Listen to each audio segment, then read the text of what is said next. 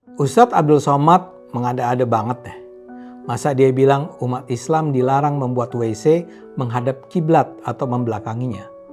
Bahkan saat lahan yang kita miliki sempit, bukan alasan untuk melanggarnya karena bisa saja diakali.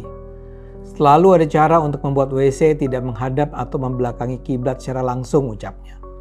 Jangan langsung menghadap atau membelakangi kiblat, miring saja ke kiri atau ke kanan, lanjutnya. Ini dia sampaikan dalam tayangan video di kanal YouTube Cobix Mesem TV 4476. By the way, kiblat adalah arah umat Islam saat melakukan ibadah sholat. Kiblat itu sendiri mengarah ke bangunan Ka'bah yang ada di Masjidil Haram, Makkah, Arab Saudi. Abdul Somad juga mengingatkan pembangunan fasilitas umum seperti WC masjid harus memperhatikan arah kiblat demi menjaga kesopanan dalam Islam. Menurutnya tidak ada alasan untuk membangun WC secara sembarangan, bahkan di lokasi yang luas atau sempit sekalipun. Semua bisa diatur asal memiliki niat baik dan memahami syariat.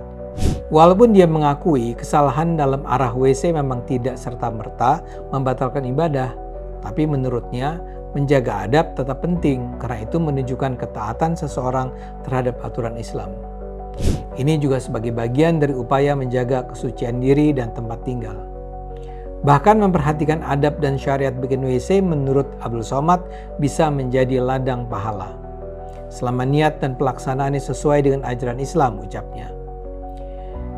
Dari awal kami harus katakan, apa yang disampaikan Ustadz Abdul Somad ini mengada-ada. Kenapa? Karena memang tidak ada larangan itu. Memang ada sih hadis yang menyatakan larangan buang hajat menghadap ke kiblat. Dan larangan itu berlaku kalau buang hajat itu, maaf ya, dilakukan di ruang terbuka. Buang hajat di ruang tertutup tidak ada larangan sama sekali. Ketentuan ini bahkan sudah jadi jumhur atau kesepakatan ulama. Memang dalam hadis yang diriwayatkan Imam Bukhari dan Muslim, Nabi melarang buang hajat menghadap kiblat.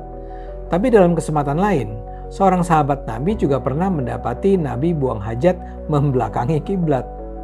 Ulama mazhab Syafi'i kemudian membuat kesepakatan, kalau buang hajat dilakukan di tanah lapang, dianjurkan tidak melakukannya.